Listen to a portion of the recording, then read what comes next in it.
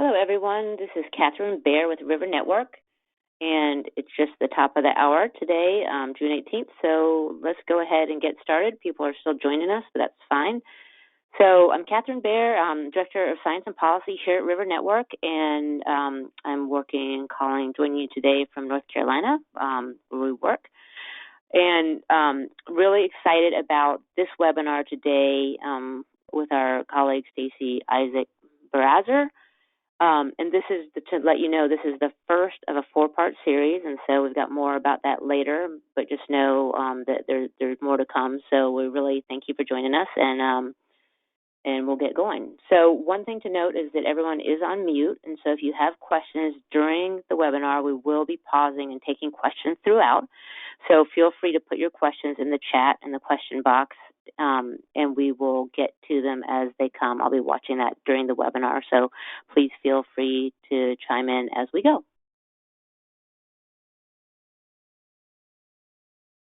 So for those of you who don't know about River Network, the organization where I work, we are a national network that we connect groups, nonprofits, community, water groups, businesses, agencies, all sorts of groups working on water issues in their communities and trying to work for clean, health, and safe and affordable drinking water and healthy rivers throughout the country. And we are essentially a backbone organization supporting groups to become more effective at what they do. And so we are a membership organization, so thanks to the many of you who are members, and we have both free and paid membership levels. And we definitely invite you to join us and check out our website at rivernetwork.org if you haven't seen it before. We've got a lot of great information and help for people who are working to protect their rivers all over the country.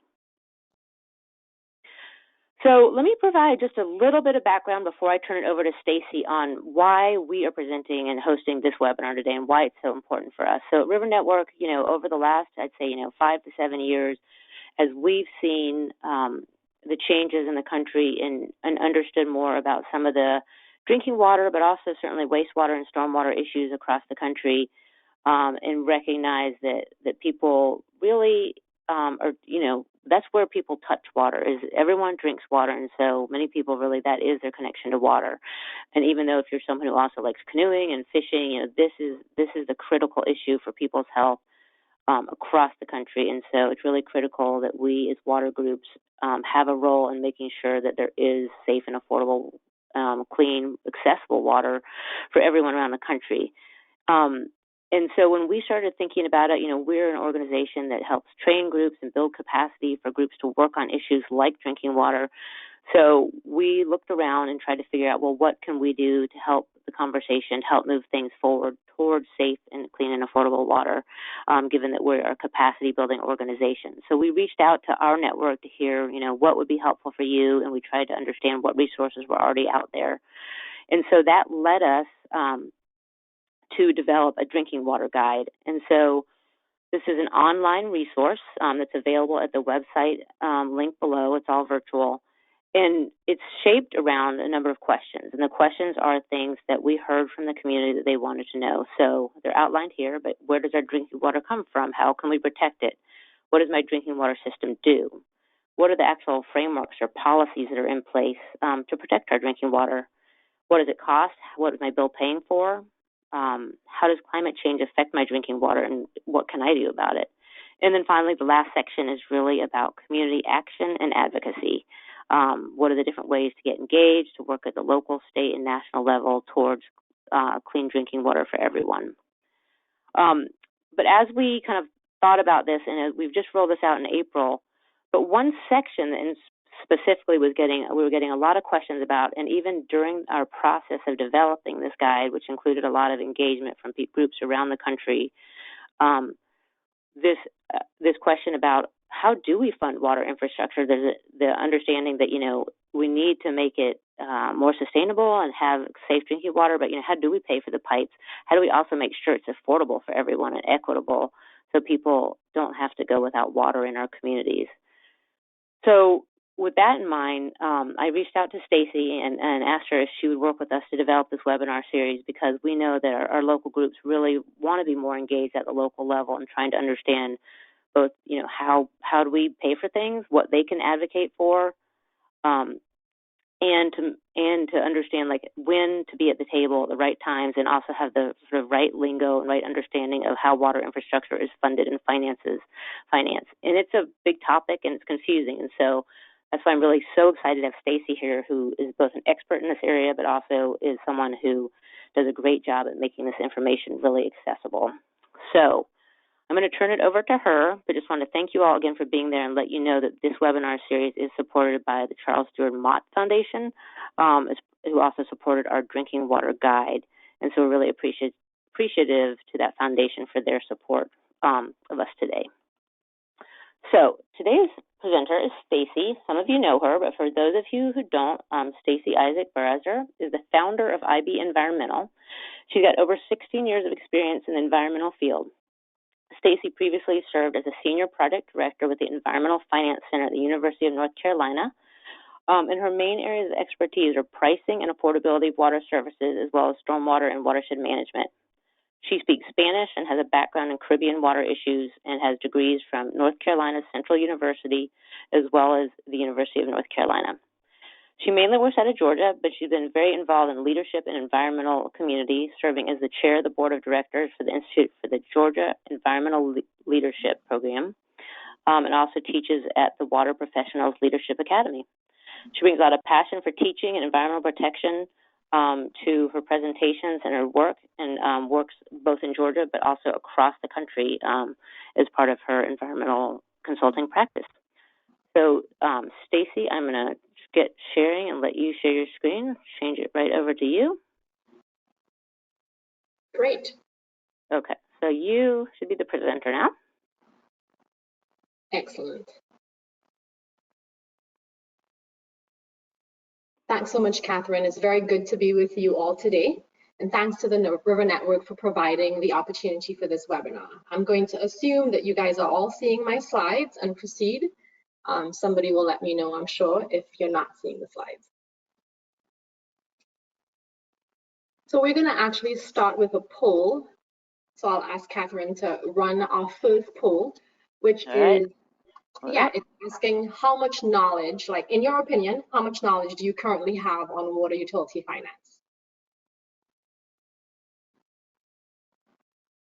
All right, so poll's out and we're getting some results back. Expecting responses.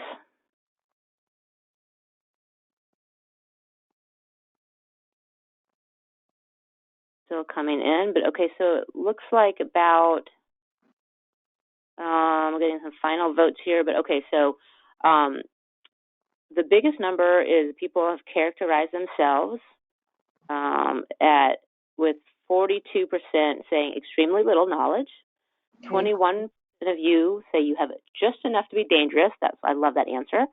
25% claim a fair working knowledge, and then 8% are well-versed, and 4% of you say that I write books on this stuff. So whoever that is can help us today as well. So that's what the distribution looks like right now. I'm going to close that. Excellent. Well, thanks for running the poll and reading out those results. Well, great. Yeah, so people can jump in, and I think Catherine mentioned this at the beginning. Feel free to use the chat box to send messages, and she is going to help to kind of queue those up and interject them throughout the webinar or when we pause at different points. So that's good. It's always challenging to have a diversity of levels of knowledge, but it's also fun. So it means that some of you who've written books on this stuff, you do have good examples and anecdotes. So feel free to share them in the chat box and we'll try to incorporate them. Excellent. All right, so we'll move on here.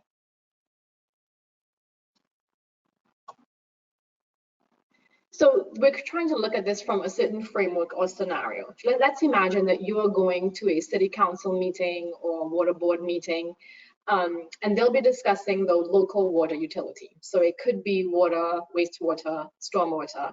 I'm going to simplify things and say water going forward, but really I'm referring to all of the above.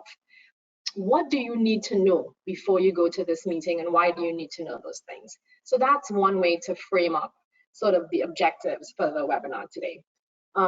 We can also list some more traditional objectives where we're looking to develop a basic understanding of local government financing. So the government structure and fund accounting in particular. And don't let those terms throw you off. I promise we won't go into too many details. We'll just give you a working understanding or something you can refer to when you hear these terms. So it's a framework that we're trying to develop here. We also hope that we can learn how to find funding sources for different water projects. And I will show you the sources and take you online if possible to play with a couple of them as well. And then we want to learn how local governments and communities can generate funds locally. Because one of the main takeaways I want you to have from this time today is that a lot of the money isn't coming from grants or the federal government. This money for water management at the local level really is generated at the local level. So it's important that you understand how that happens. So in terms of that outline, we'll talk a little bit about accounting, a little bit about financial reporting. Then we'll look at those common funding methods, and we'll explore some ways to find different loans and grants. I'm going to pause here for a couple seconds just to make sure we have no logistics issues before I get into accounting. Yeah, you sounded a tiny bit echoey, but besides that, I think we're okay. I'm not seeing any other issues coming in yet. Okay, great. Thanks, Catherine. I'm not too sure what to do about the echo, but hopefully it will improve. So in terms of accounting, there are a couple terms or acronyms that you should be familiar with. The first one is pronounced GAAP. So this is a set of, so GAAP stands for Generally Accepted Accounting Principles, and GAAP extends beyond just local government finance. These accepted principles, there are accepted principles for the business world, for the federal government world, etc.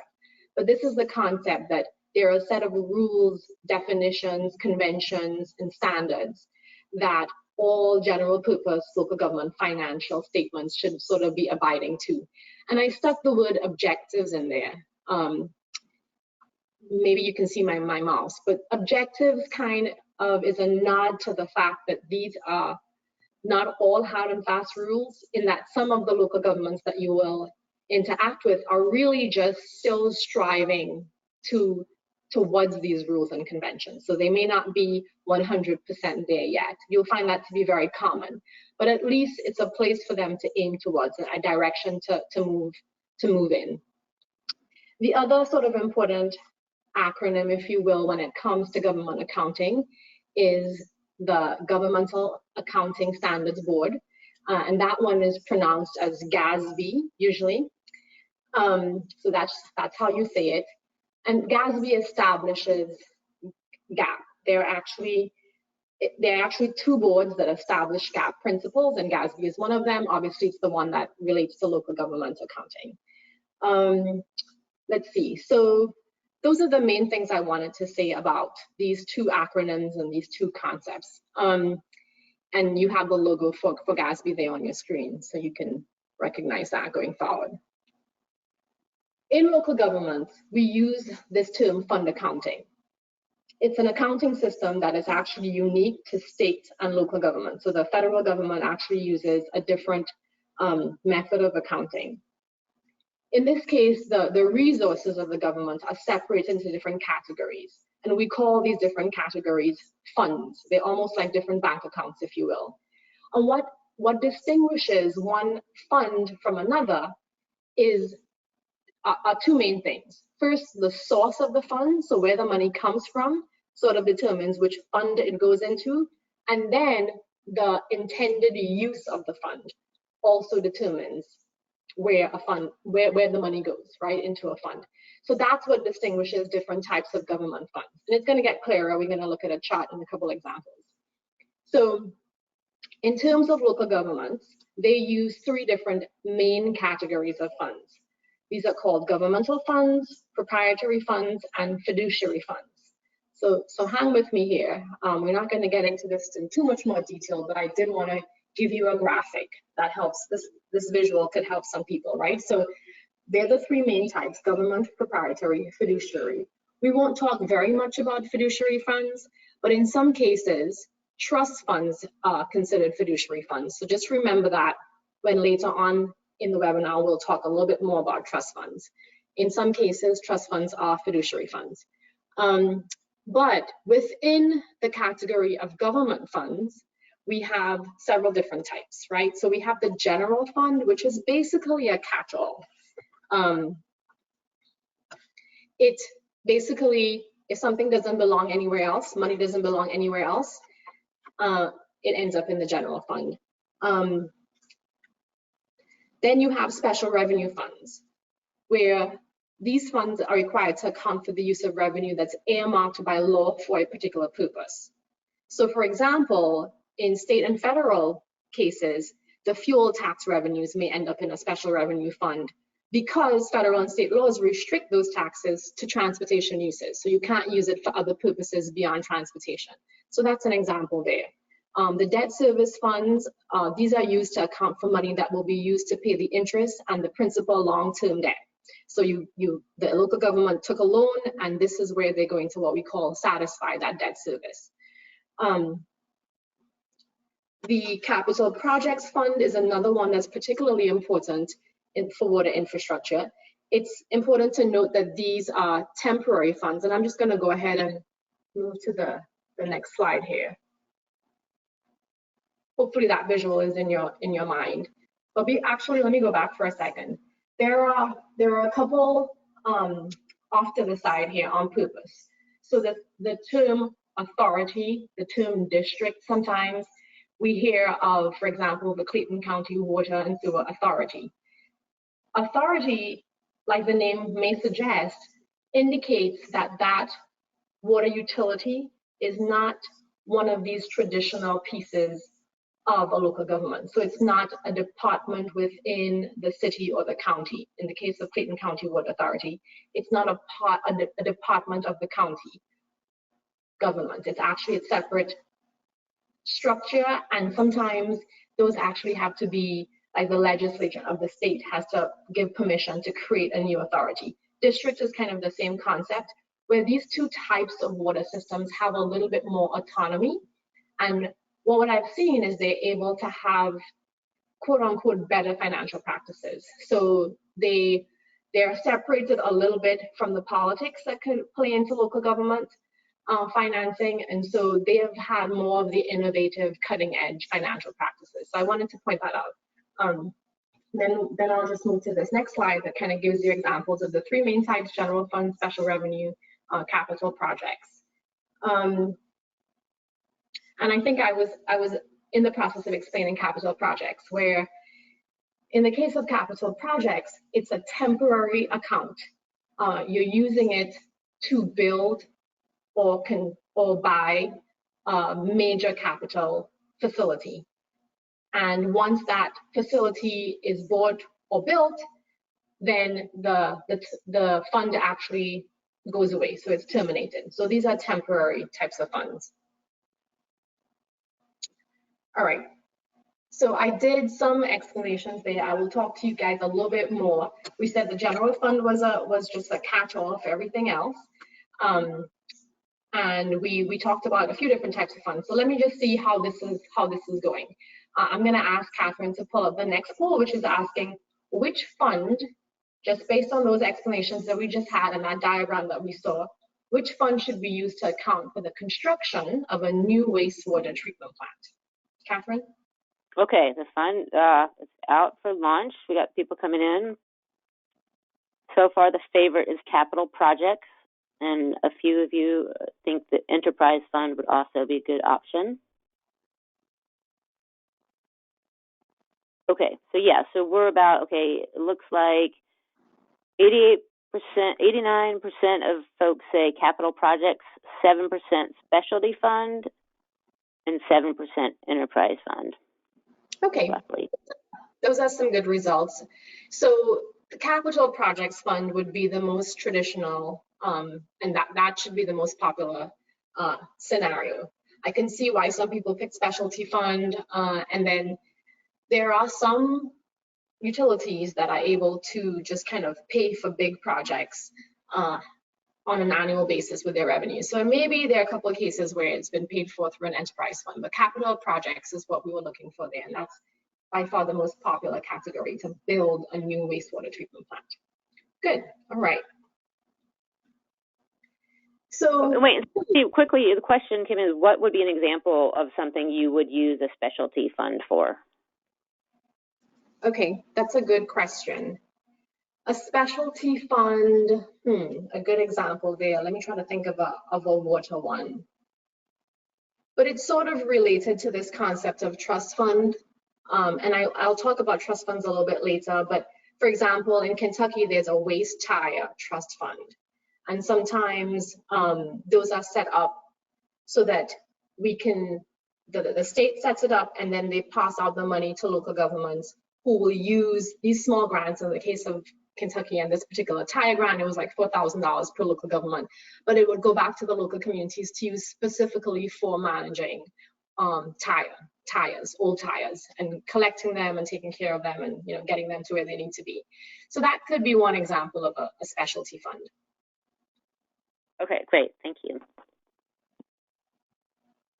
Right, so I'll move on here. And I want to highlight that the real reason I wanted to give you an overview of the types of funds, and to be clear, just like we talked about in the poll question, it's not always black and white where something belongs, right?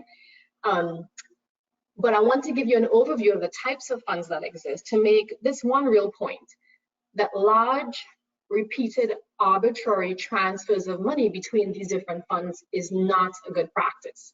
And I like the way this report that came out recently from New Jersey puts it. It says that local governments should prohibit transfer of utility revenues to general municipal budgets, except as appropriate to pay for services rendered to the utility by the municipality. So that last phrase there is pretty important.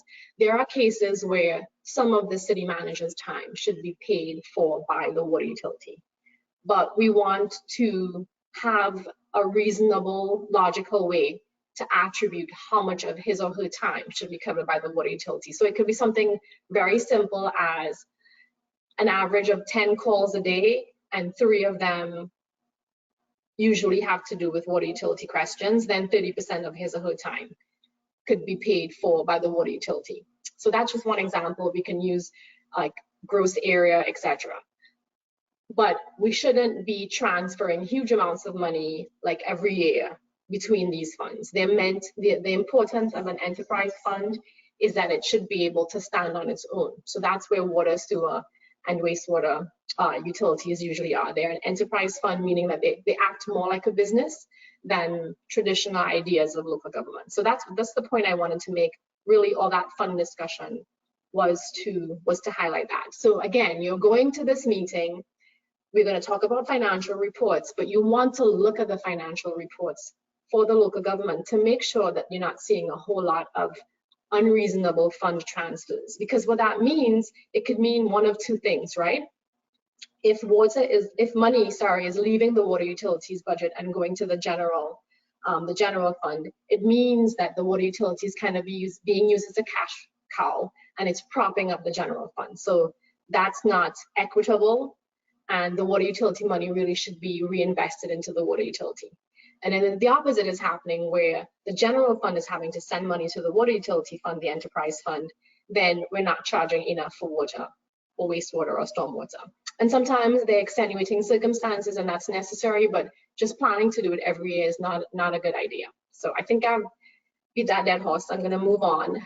But that is one thing to look for. Yep, question, Catherine? Question on this, it's considered here a best practice. Is this something that local groups can advocate is adopted into policy, or where typically is this decision made of whether this can happen? That's a good question. So I will give you, let's continue with this New Jersey example. So the reason that these folks, the authors of the New Jersey, will put this statement several times within their report is that in New Jersey, the state law was actually allowing, and they were working on changing this. Some legislation was introduced in 2018 to repeal this particular authority. I'm not sure where that ended up. But the state law in New Jersey actually allowed some publicly owned water and wastewater utilities to transfer a portion of annual revenues to the general city budget for use on unrelated local government expenses, right? So obviously this group was working because this group is an advocate for equitable rates, and especially affordable water rates. So they were working very hard to get rid of that law. So I will say local government finance 101 is that you shouldn't have these big repeated transfers. But in some states, their statutes will allow it. And it's still not a great practice. And so I think we are the folks who can bring it up at council meetings, etc., and say, you know, we shouldn't be doing this. We should wean ourselves off of this practice over time. Maybe it won't be possible overnight or in 1 year, but it's not a best practice. So hopefully that answers the question. It could be state law that would allow a little bit of it, or maybe the state law is often silent about these kinds of things and it leaves it up to the local governments, where they are strong home rule states, where the local governments have a lot of power, and we just have to kind of speak up and say, I know you're doing this, I know we've always been doing this maybe, but we should try to stop doing it. All right, good question. Thanks for bringing that up. I will try to move on now. We're actually going to go to financial reporting. So, for some reason, my screen is not letting me advance. Okay, there we go. All right, so Catherine, I'll just check to see if there are other questions before I move into financial reporting. I don't see any, but anyone, do you want to, if you have a question, put it in the chat. Feel free to definitely stop for clarifying. I'm not seeing any right now, but definitely reach out to us at any time. Great. Yeah, I like these dealing with the questions as they come in. That's useful. So in financial reporting, we are just going to briefly look at the types of financial reports, and really you're looking at these financial reports to try to identify things like large, unsubstantiated, frequent fund transfers, right? You want to ask questions about that. Money should not be leaving the water utility to go pay for fences at parks. I mean, maybe fences at parks are a good idea, but the money should be coming from somewhere else, ideally, okay? That's the concept of an enterprise fund, where the utilities act like businesses and they're independent financially. Okay. In terms of financial reporting, here are some examples of reports that you may see. Okay, so annual reports, different types of financial statements. There's something called a CAFRA, you might hear referred to, and it's a comprehensive annual financial report. CIPs, or capital improvement plans, I probably should have spelled that out, sorry. Cash flow plans and budgets. Budgets are really important financial documents. So those are just some examples that you might want to get your hands on and take a look at. Let's start with budgeting though. We do think of a budget as numbers and different items or budget line items that we'll spend different amounts on. But really, the annual operating budget of a city or county in this country, it serves as probably the most significant policy document. And it's also the local government's annual operating plan. So the local government budget determines who gets what services, how much they get, and who pays. So you may talk with your local utility and they will say, yes, conservation is very important to us. Then you need to see in the budget where they have line items that have to do with conservation. How much money are they spending to detect and repair leaks? How much money are they spending on conservation kits that they'll hand out to their customers, to their household customers, to explain, you know, how to lower the household use. If you're not seeing any money for those types of conservation activities, then you can argue that conservation really is not a priority, right? So the budget is not about just dollars and cents. It really is a policy document, and it's the plan that the utility, it's the operating plan for the utility for the next year or so. The budget process is not just a couple months either. I wanted to highlight that basically once the budget is adopted for 1 year, then the budget officers kind of start tweaking and planning the budget for the next year. So it's a long process. Ideally, you are evaluating how the last budget went and making tweaks and provisions. A couple concepts when it comes to things like budgets and other financial reports is, that's what we'll talk about in the next few slides here. So one of them is depreciation. Depreciation is a big word, but we all have a concept of that. It's why your parents may have told you to never buy a brand new car. You know, they say as soon as you drive that car off of the sales lot, it's depreciated. You won't get back for that car what you paid for it, at least most cars, right? Most models. So it's wear and tear and that loss of value that's associated with wear and tear. From the time you put a pipe in the ground, it starts to break down. It has a given lifespan, whether it's 50 years or 100 years, you put it in the ground, you need to start as a local government planning for how you're going to replace that pipe in the future. And that's where the concept of depreciation comes in. Going back to our acronym of the GASB, GASB number 34, which came out several years ago, requires for the first time that local governments use depreciation in their accounting methods. And again, this is a goal. It's something that local governments are striving for, but I really feel, and I haven't measured this, that a lot of local governments are not there yet, although they were all supposed to be there, I think, by 2003, regardless of their size. So the bigger ones had to implement depreciation in their financial documents first, and the smaller ones had more time, but I really think a lot of them are still grappling with that. But this is, if we do depreciation properly at the local government level and the utility level, then we won't run into some of the infrastructure crises that we've seen, right? We will be putting away the money to replace the infrastructure over time. And Stacey, I got a question. I think it was on your budget slide. This is what was the distinction of the budget? It was something about a plan versus money. Could you just go back to that analogy? Yeah, so I was saying that a budget is not just dollars and cents on how much money we're going to spend, and it has to be balanced, right? It's also a policy document, because if you're not seeing certain things like water conservation reflected anywhere in the budget, then it means the local government has no intention of spending money on water conservation or pipe repairs or pipe or leak detection.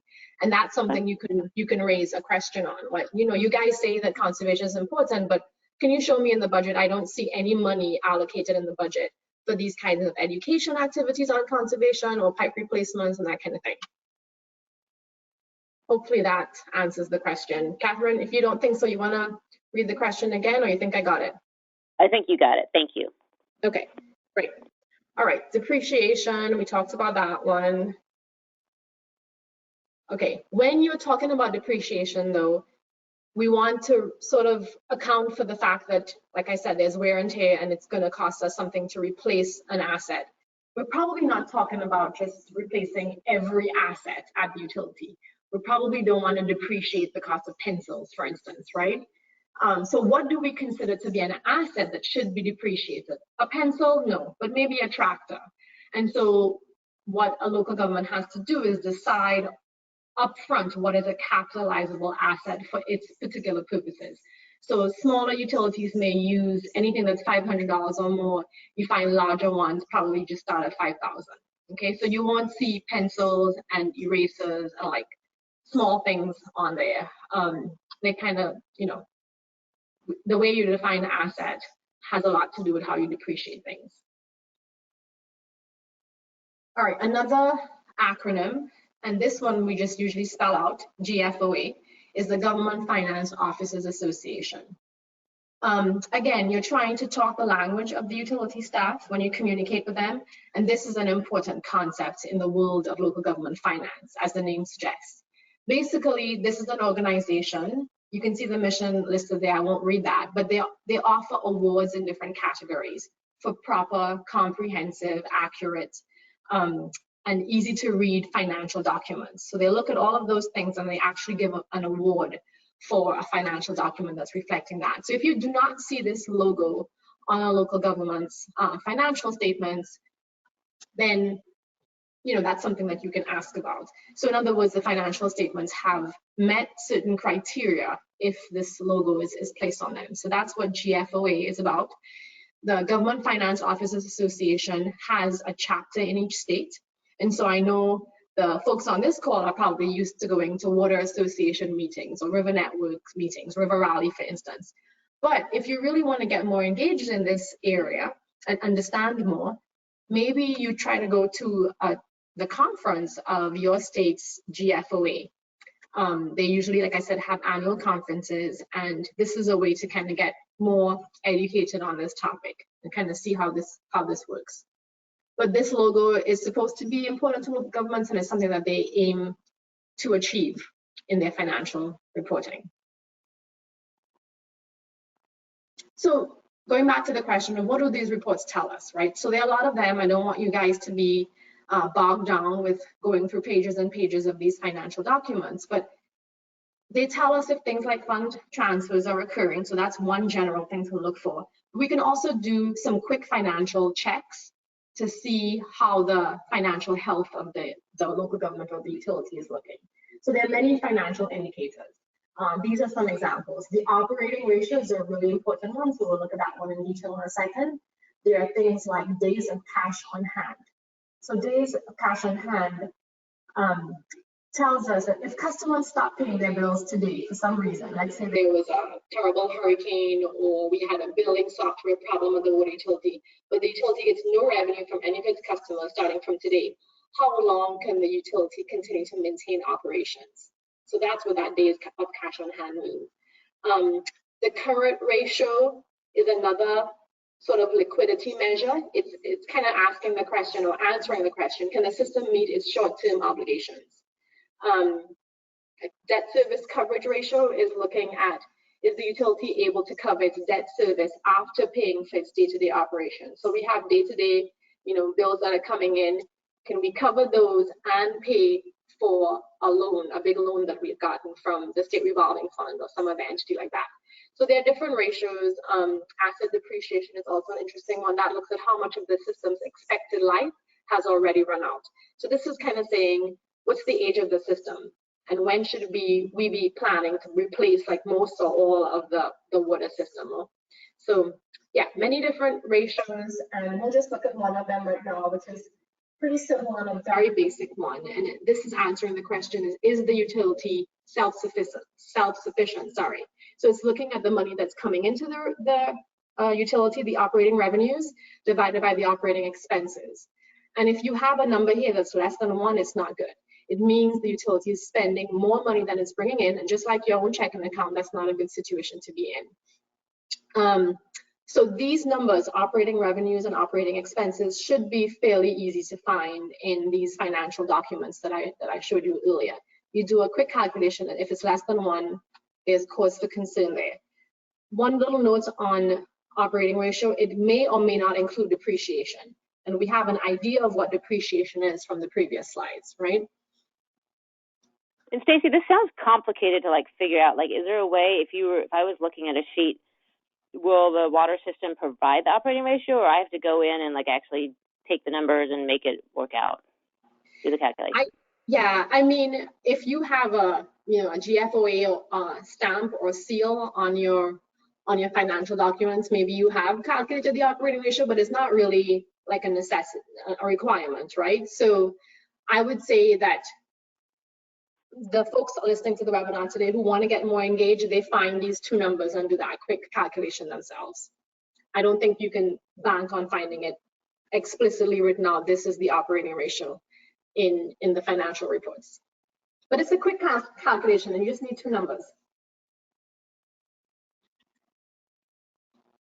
All right, I'll move on. For folks who really want to know more about financial benchmarking or these ratios, there's a 6-minute and 25-second video that was produced by the Environmental Finance Center, paid for by the Water Research Foundation. And it's a whiteboard video, so it's interactive. This graphic here gives you an idea. Somebody's drawing out cartoon type things, and I think it's following a man in his car, when you change the oil and that kind of thing. So it's not a lengthy video. I chose not to play it on the webinar today, but you can definitely look that up yourself.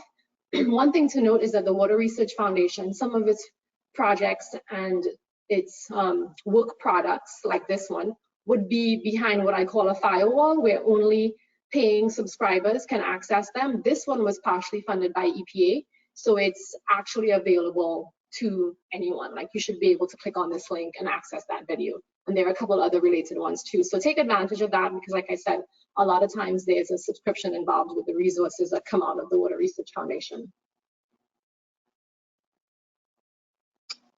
All right, I think we'll do another quick poll here. And so we just talked about different financial indicators. Which of the following is a financial indicator? So you have 5 options there, Catherine. Yep, okay, so we're launching the poll.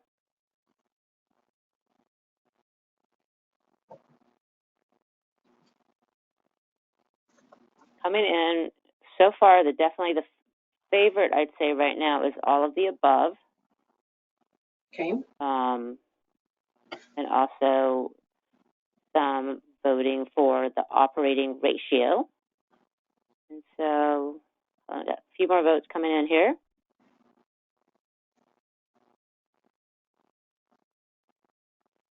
Okay, Stacey, it looks like we've got about 2/3 of folks think chose all of the above. We've got about 8% choosing operating ratio.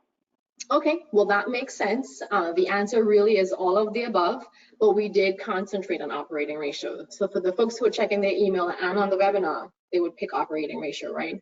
But the answer is all of the above. So thanks for participating in that. And I hope that it helps with just kind of the learning curve here. Okay, Catherine, I'm just checking to see if we have any more questions right now on that section before we move into the fun stuff of funding methods. Okay, I am not seeing any questions, but everyone keep bringing your questions in if you have them, and yeah, so I think we're good. Excellent. Okay, I'll keep moving on here. So this is usually the more popular piece of this kind of stuff, like where do you find the money? But first, let's talk about how the utilities pay for projects. So you can save in advance and pay, and this is going to be very similar to your own personal finances, right? If you want to go on a trip to Hawaii, a big vacation, you can save up money over time and then pay for that trip. There's another way to do it, which is called pay as you go. And for some reason in the local government finance world, or just the finance world, pay as you go has gotten shortened to pay go. So if you hear people talking about pay go, it just means pay as you go, just the short way of saying it. And that's sort of handling the current receipts from the current year's revenues as they come in. Paying afterwards means that somebody is lending you the money. So if we were in a room here, I would ask you guys, what does pay afterwards mean? And people put their hands up or whatever and say, and some people usually figure that out pretty quickly, that it's somebody lends you the money, and over 20 years or 30 years, depending on the term of the loan, you repay that money. And a grant is where somebody else gives you the money and you don't even have to pay it back, right? So that's a little bit about how you pay, or how local governments pay for their projects. We're going to move on now to look at where the money comes from. So where do utilities get money? So we'll discuss each of these in turn briefly, but grants, loans, bonds, which is a type of loan in some ways, user fees, that's your water, wastewater, or stormwater bill that as household regular customers you get, residential customers. Of course, they have commercial and industrial users as well, and they may be paying their fees along a different fee structure. A term called assessments, impact fees, and taxes, which I think we're all painfully familiar with. So if we look at these in turn, the favorite is usually grants, right? So I don't need to ask you guys via a poll which of those you really want to get. Most people really like the idea of grants, and so I like to deal with that one first. But the question here is, are grants really free? And this is something important for local governments to understand. A lot of them are shy about going into debt to manage their resources, but the fact is, this is not a trip to Hawaii that's done in a week and then you have nothing, but pictures to show for it. When a local water utility or stormwater or wastewater goes into debt, the infrastructure there usually lasts 20, 30, 50 years. So it's one of the types of debt that seems to make sense to go into. You have a long period of time, generally speaking, to repay that debt. But still, we like to find the free money where it's available. One of the things about grants, though, is that they're not completely free. So the application process, just filling out the application form, has a cost. It takes time from your staff and money to fill that out. And a lot of folks on this call probably have been involved in a grant application. If you win it, then you feel great about the time and money that you spent in applying for it. But we don't always win, right? Somebody loses. The grantor or the funding agency can take months to process applications. And in the meantime, it's for the organization that's applying for the grant, it's a little bit of a waiting game and not sure what your next moves are going to be. Often there are a lot of strings attached as well. So there are reporting requirements that you have to consider. If you think about the SRF program, they're different. Well, the SRF program doesn't have much of a grant, but there is something called principal forgiveness. But with grants, the free money, there's usually different strings attached. A more common thing too is for grants to require a percentage match. So it shows, I think if I had a big granting agency, I would definitely require a percentage match, because it shows that the applicants are not just coming after the money because it might be free money or their staff have nothing to do but apply for my grant. It shows that the community or the organization is willing to put some of their money into it. It's not a very pretty analogy, but like we say, you have to have some skin in the game. And that shows me as a granting agency, if I were to be a granting agency, that this is a project that your community really wants to do. Then grants have become highly competitive. So that exacerbates all of the points that I just made. The application processes are more complicated now, and you have to provide more information and maps and pictures and et cetera, et cetera. And then they have more applications, so they take longer to process, and they put more strings in there, and maybe they increase the percentage match. So it's very competitive, and that adds to the stress, if you will, that's involved with grants. When I say it's difficult to sustain, that's more for the water utilities to realize. When you get something for free, like you buy your teenager a new car, and he or she may not change the oil as often as they should, but if they had to buy that car for themselves, they are more likely to think about and change the oil on time, because they have invested in that. Their money was on the line, and there's just a different mindset there when the utility has come up with the money itself. So just a note on grants. The other thing that I want to mention here is that it's not likely that the money for local government water management or local water management is going to come from the federal government. It used to. So this chart is showing up to like 2014. Now, in the last couple of years, there have been recent exceptions to this. So with the State Revolving Fund program, which we'll talk about, and WIFIA, which is a new type of loan program, there actually has been an increase in federal dollars. So generally, like this chart is showing, state and local governments have been footing the bill for water quality and water quantity management at the local level. So it's important to kind of highlight that to the local governments and say, we have to generate this money locally. It's probably not going to come from the federal government based on these past trends. All right. I'll take another pause here just to make sure that we're not having any issues. And on the next section, finding loans and grants, we're going to try to go online a little bit, but it's important to for me to highlight here and manage expectations.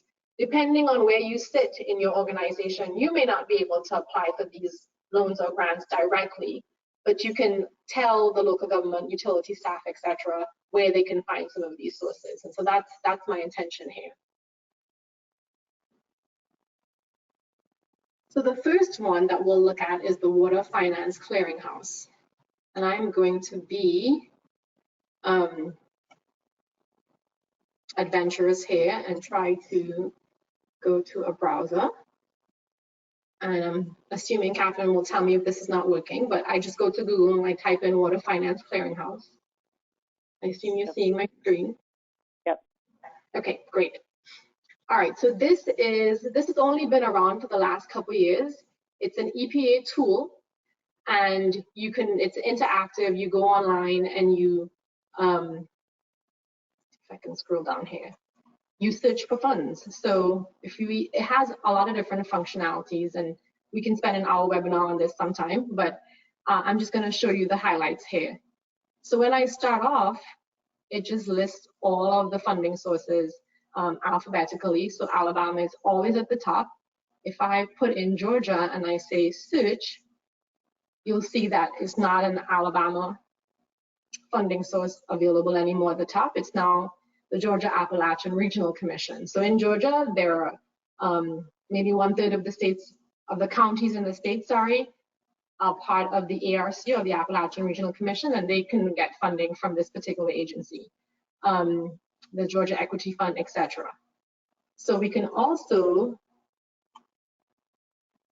go here and put in green infrastructure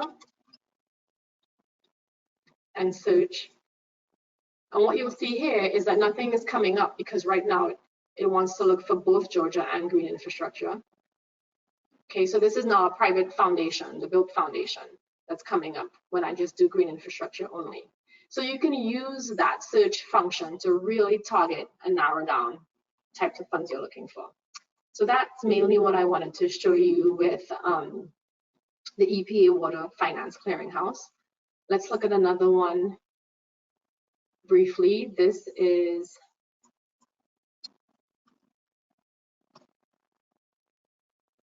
the EFC Network, has another database. Okay. All right.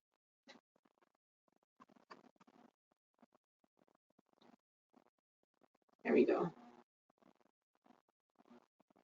So you're seeing live how to do this. So this is a national project that the Environmental Finance Center Network runs, and it's a lot of resources here, especially for small drinking water systems.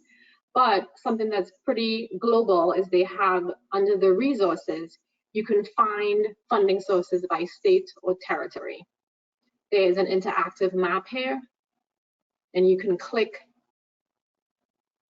on any state and you will see a summary table, a PDF table of similar sources to what we saw on the clearinghouse. And I like to say that this, this gives you the organization, the program, whether it's drinking water, stormwater, etc. A short synopsis on the purpose of the funds, how you apply, the website, and then probably most importantly, a direct contact at that agency or program that you can get in touch with to find out more details. And so sometimes, maybe you can do this 5 minutes of research, bring it to the water system and say, hey, have you guys considered X, Y, and Z? And maybe they'll tell you that, we don't qualify for a USDA loan because we're too urban, or, that kind of thing. But these tables are available publicly, as you can see, and I encourage you guys to play around with them a little bit at least, so you can go to your city council meetings or your water utility meetings a little bit more informed, and probably point them to some resources that they didn't know about. So these slides actually came directly from EPA, the Water Finance Clearinghouse. They have some webinars, and I think recorded webinars of how to use their database that would go into much more detail than what I just showed you. And for those of you who are still focused on this slideshow and not off searching in those databases, we'll continue. So you saw some of the content here. They have funding sources, as you can see here, but they also have different resources for the different geographic areas or technical areas. So I'll just move through this pretty quickly. One of the things I should have pointed out is that when I was doing the search, right next to the search button, at least now, there is an export feature, so you can actually click on it and export the whole table that your search results just provided. All right, and this is the EFC Network one that we've just looked at. These are screenshots in case I wasn't able to go online live to show you. So this is where you would click funding sources by state or territory, and you get that map, click on the map. All right, so I'm gonna take a sip of water here before we move on to a couple of specific loan programs from EPA to make sure everybody's still good and with us. Yeah, good.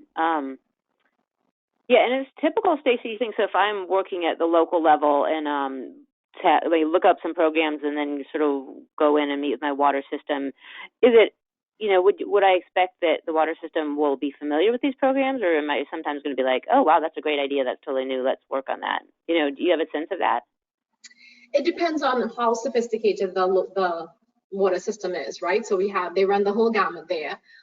Generally speaking, smaller systems have less resources, and so this may be a little bit newer to them. And would expect that the larger water utilities or stormwater utilities have more resources, and in terms of even staff people, right? And so some of their staff have come across these things, but I don't think there are any guarantees there. It's no black and white answer. Okay.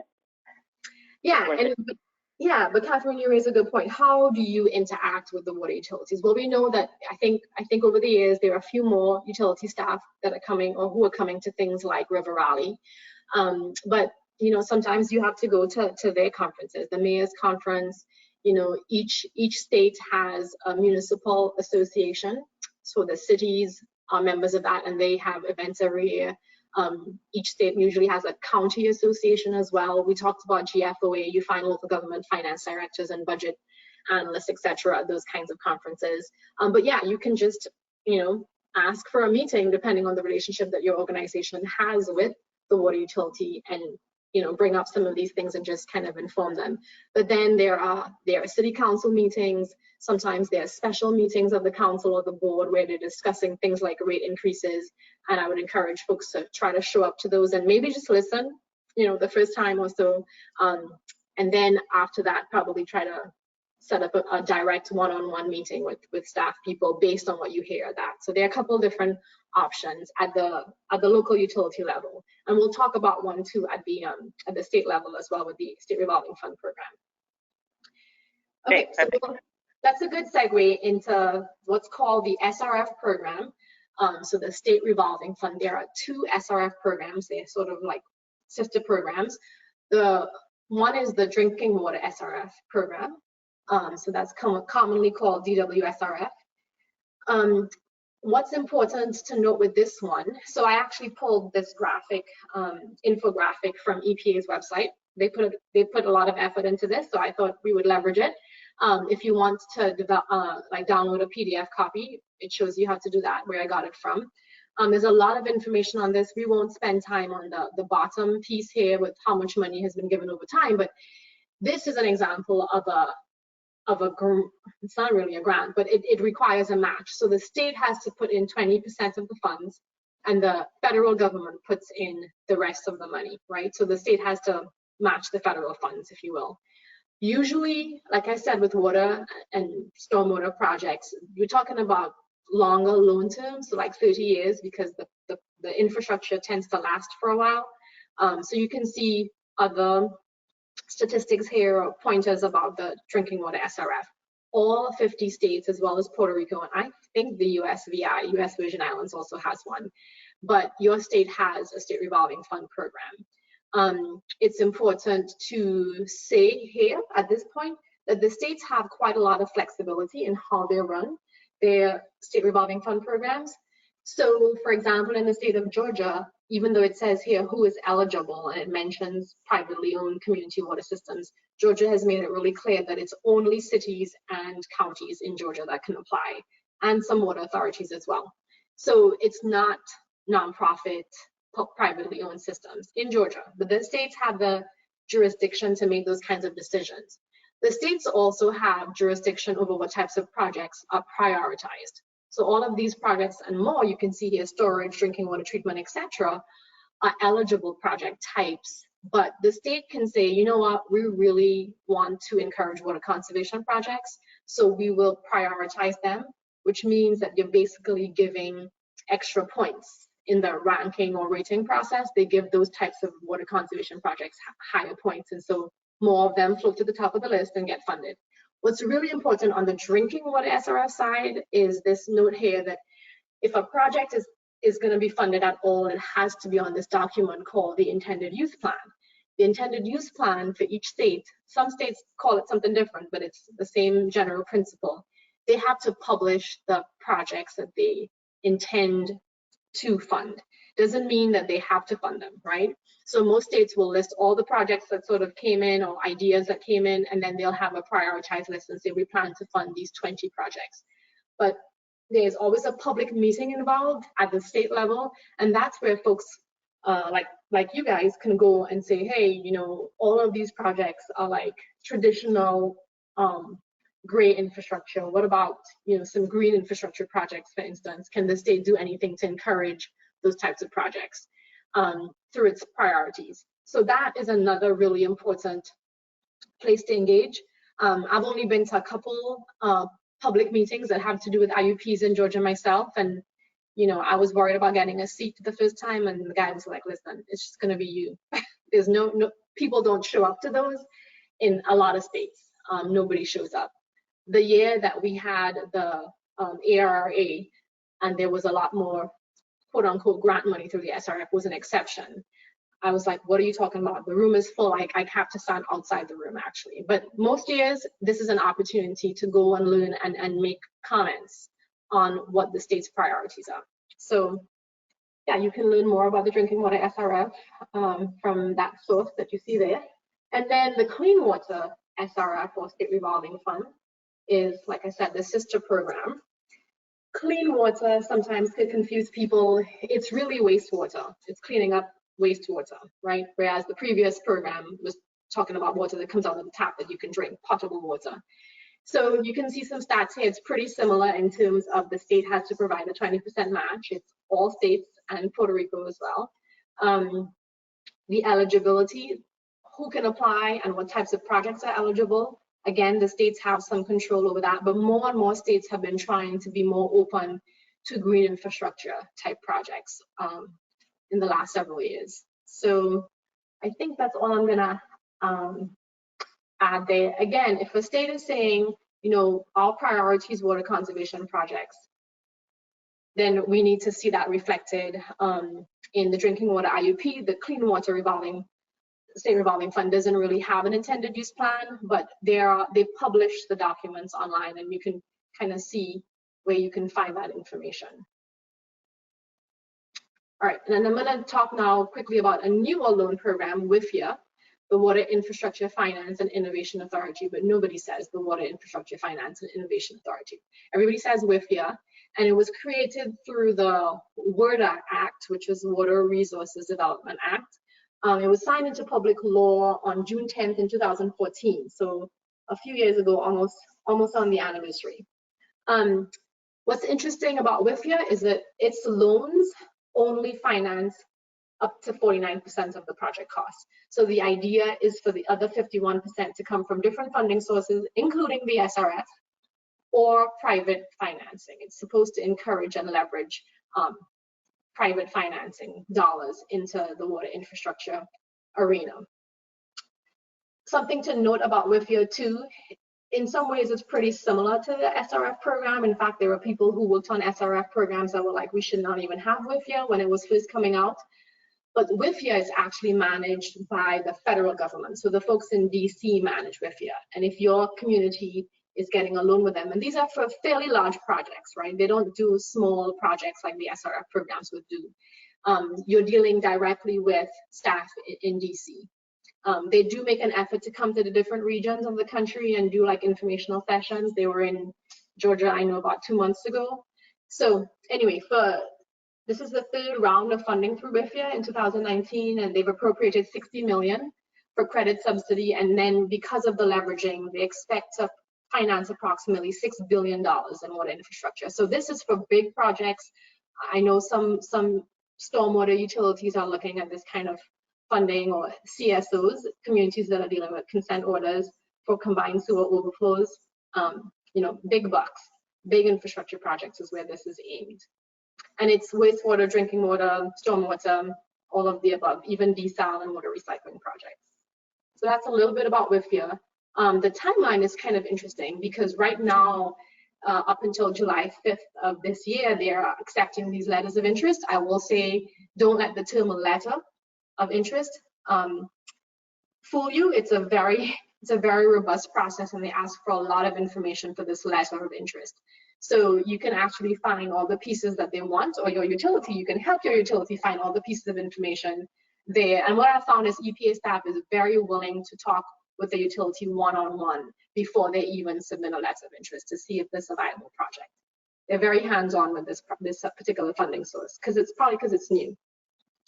So moving quickly along, bonds are sort of like a loan. They're a written promise to repay borrowed money on a certain schedule over time. There are different types of bonds. So traditionally, I would talk about general obligation bonds and revenue bonds, but the environmental impact bonds are a newer concept. And actually, webinar 4 is going to really focus. So Catherine mentioned this is a 4-part series, and webinar 4 is really going to focus a lot on the environmental impact bonds. And the difference here is that between geo bonds and revenue bonds is what backs the bond. So with a revenue bond, it's the water, sewer, stormwater, utility fees that are backing the bond. With a geo bond, it's usually the taxing power of the local government. That's, I think, all you really need to know about bonds at this point. User fees, we'll spend a lot more time on webinar 2, but it's the rates and charges that customers pay or to the utility for using the service. Assessments are a little bit different. They are, so an example of assessment is running a sewer line to an older subdivision where maybe now they only have access to septic.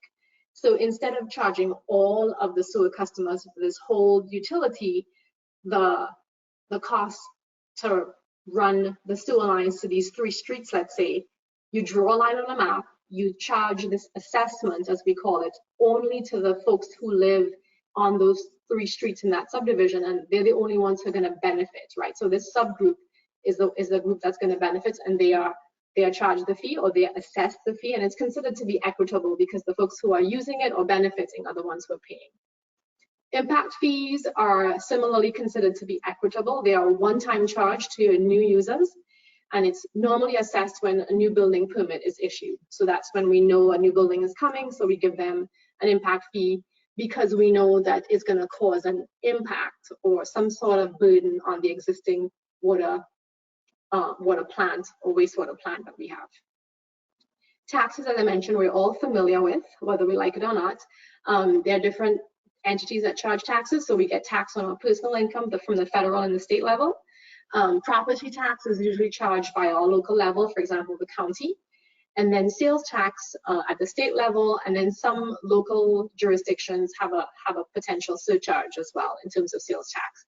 And then we have, in many states, you have the option as a local government to do a specific local sales tax. So in Georgia, for instance, there's one called SPLOST, or Special Purpose Local Option Sales Tax. And in the case of the city of Atlanta, for instance, they actually have a SPLOST. So if you buy a scarf in downtown Atlanta, or you buy, I don't know, a new dress, some of that money goes to fund the water utility. And that's not exactly what I talked about with having these different funds and them all functioning separately and independently when we talked about fund accounting. But in the case of Atlanta, where there's so many bedroom communities and all the folks kind of come downtown during the day to work and flush toilets and use water, it kind of makes sense in that case to capture some revenue from those people who don't live there, but they're in downtown working every day. So another twist on taxes is this idea of a TIF, or tax increment financing. I also have an example here from Atlantic Station in Georgia, where it's basically that you freeze property taxes for a period of time, and all the new quote unquote property taxes go and are reinvested into an area, usually an area that was blighted, usually an urban area that's just not reviving on its own. And so brownfield sites are pretty common for this kind of financing as well. Let's see. All right, trust funds, we mentioned it a little bit before when we were talking about fund accounting. In the private sector, a trust fund has a very different connotation, right? So you think about, kids with trust funds, and it implies a secure source of funding. But in the government sector, the public sector, it's a pretty different concept. It's simply an accounting mechanism where there's a special account set up to track the money coming in and money going out for specific programs, like the waste hire fund that I was talking about before in Kentucky. Now, one of the problems with trust funds that you're looking for when you look at your financial documents and you're talking to the water utility is, are there transfers? Because a lot of this environmental fund with the waste hires is kind of, not just in Kentucky, but nationally is kind of famous for getting rated. Trust funds can get rated. And so we all thought that we were paying into a tire management trust fund, and then it gets used to, you know, build something that has nothing to do with waste or tires, right? So that's something that us as citizens or grassroots organizations can kind of be watchdogs on. Like, are the trust funds money being actually used for the intended purpose, or did they get rated for something else? And Stacey, that's an interesting thing that some folks on the phone may have worked on. Is like, for many years there's been discussion, should there be a water trust fund, and discussion in Congress. But of course, the issue always becomes what will create the funding stream, and then that's when it gets stuck. But that's something definitely people have talked about. Yeah, and I think, Catherine, did you say the federal level? Mm-hmm. Yeah. So, in terms of affordability of water services, a lot of utilities feel like they're pressured to keep their costs low and they keep their rates low because they're concerned about affordability for low-income customers. But on the national level, there's actually, when it comes to energy, for instance, electricity, there are national programs, federal programs, I should say, that actually help low-income energy customers. And so it kind of opens up the energy utilities to charge what it really costs them to run these utilities. And another program, a federal program, indeed helps the low-income customers. And then they're usually state programs too, or different local charitable organizations. But in the case of water, there is no federal program to help low-income customers. So, but yes, it's been pointed out to me that there's a Department of Energy in the US and there's no Department of Water. And so it's not going to look like energy for a while. But yes, there definitely have been conversations on a trust fund. Where's the money going to come from, etc.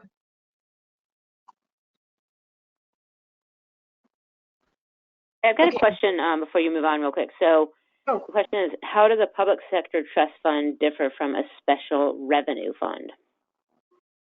How does a public, I'm sorry, could you repeat the question? How does a public sector trust fund differ from a special revenue fund?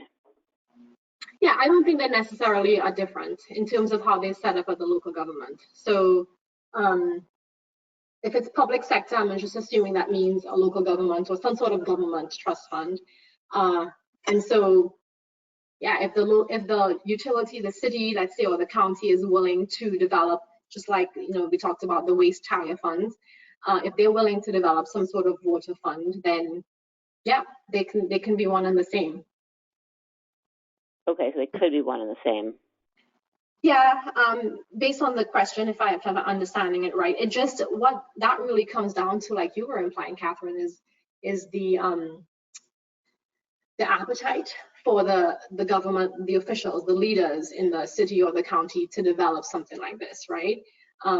There's always a pull and tug. If I want to be reelected, and if it seems like I'm creating some other kind of fund where I'm pulling taxes or rates out and charging people more, then it may not bode well for my political career and being reelected. So that's usually where the stumbling block comes in. But once we've overcome that, in terms of how it's structured, there are many options that could apply. Yeah. Okay. And so here's another question. Special revenue funds usually have fewer limitations, like a SPLOST can only be spent on 2 to 3 categories, whereas a trust fund is spent on one purpose. I guess that's sort of a statement / question. Right, and that sounds like it comes from, if we're using the term SPLOST, Special Purpose Local Option Sales Tax, is probably somebody from Georgia, I don't know. And so the SPLOST, if I could talk about that a little bit more, the SPLOST has to be done by referendum. So everybody all the voting citizens get to come and vote on whether we can use what's called in Georgia a 1% sales tax, whether we can use that for, whether the public agrees that we'll charge that and we'll use it for X and Y. We have to be really specific what we're going to use it for, roads, or in this case, water, and then it's charged on all, all sales basically. And usually it's a 5-year definite term charge, and then after the 5 years, you can't charge that anymore unless you go back to the public and run another referendum and folks vote to have a phase 2 or whatever. Now, and it's a county tax, at least in Georgia, the SPLOST is. If cities within that county decide to collaborate or do an interlocal or intergovernmental agreement, then the SPLOST, or the 1% sales tax in this case, can actually be for 6 years. So there's a little incentive there for the cities and their counties to collaborate. But yes, the citizens get to vote. So you can't just say, well, oh great, thanks for giving us this SPLOST. We decided we're going to use it for fences instead of water. That shouldn't be the case. And so people hopefully need to be watching on that, but that's the law. That's how it's supposed to work, that it's used for what the citizens voted for it to be used for. Okay. All right, thanks. Great. All right, so before we completely close off here, I wanted to review the objectives. Again, we're pretending that we're going to the city council meeting or a rate setting meeting or whatever at the local utility, and we're trying to develop a basic understanding of local government terms like fund accounting and the structure, how local governments are structured. So for example, I said that water authorities tend to have more independence and more flexibility than a department.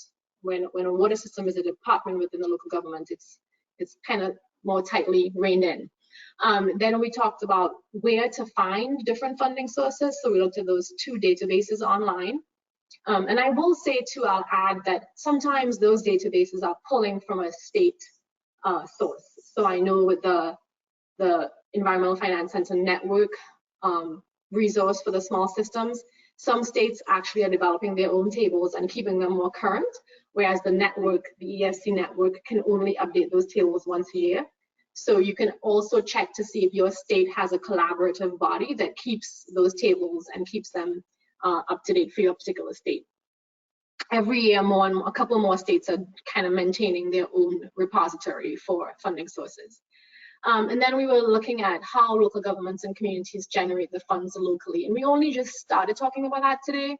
In webinar 2 of the series, we are going to delve more into rate setting. And that's really, we talked about things like impact fees today, which do generate some funds, but really rates are where it's at, and that's where local governments and water utilities generate their financial needs.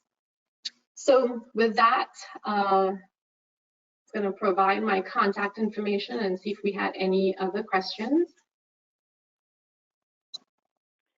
Any question for Stacey? I know that was a lot of information. I was madly taking notes. So I think either everyone understands everything and or was thinking about it, and we'll hear from people later.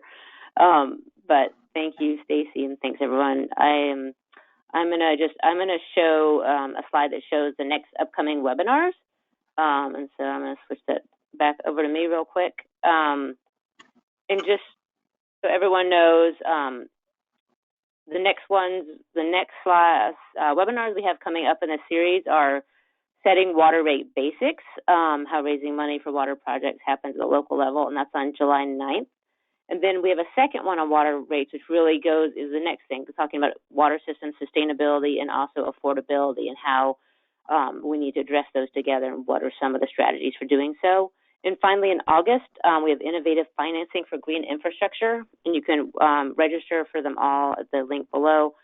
Also, I want to let you know that if you were on this webinar today or any of these webinars, you also have the opportunity to join what we're calling office hours with Stacey. She'll be available for 2 one-hour periods, and you can actually bring your really specific questions from your community about strategy and have just a conversation. So that will be a kind of a group phone call.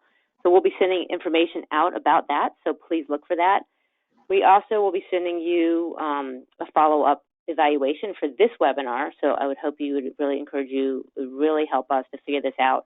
And I think on this topic, because it is so in-depth, I'd love your thoughts on what are the different ways, we can continue to present this material in a way that's most helpful for people to understand it. I know some of you will see you at River Rally in Cleveland, which is River Network's big event. So I know it's Tuesday, but if you're not doing anything this weekend, come join us in Cleveland. We will have about 400 to 500 people together, and also Stacey will be there. We've got sessions on water affordability, water infrastructure, equity, climate change, all sorts of stuff. So it's a great event, and I hope we will see some of you there. And so I'm going to look for final questions and see if there's any questions or comments. And let's see. Okay, I am, Stacey, not seeing any right now. Also, Stacey's slides, as I mentioned, are available as a handout, and we'll also send this recording out to you all afterwards. So for anything that we might have skipped over or you didn't quite catch in your own notes, that will be available. So please fill out the evaluation. We'd greatly appreciate it. But I really want to thank Stacey for her great work today in joining us and presenting all this amazing information, and to everyone who joined us today. And I hope we will see you on the next webinar. So I don't know, Stacey, any final thoughts? No, great. Thank you, Catherine. Yeah, you bet. Thanks, everyone. So have a good rest of your day, and we will hope to see you in July. Okay, thank you. Bye.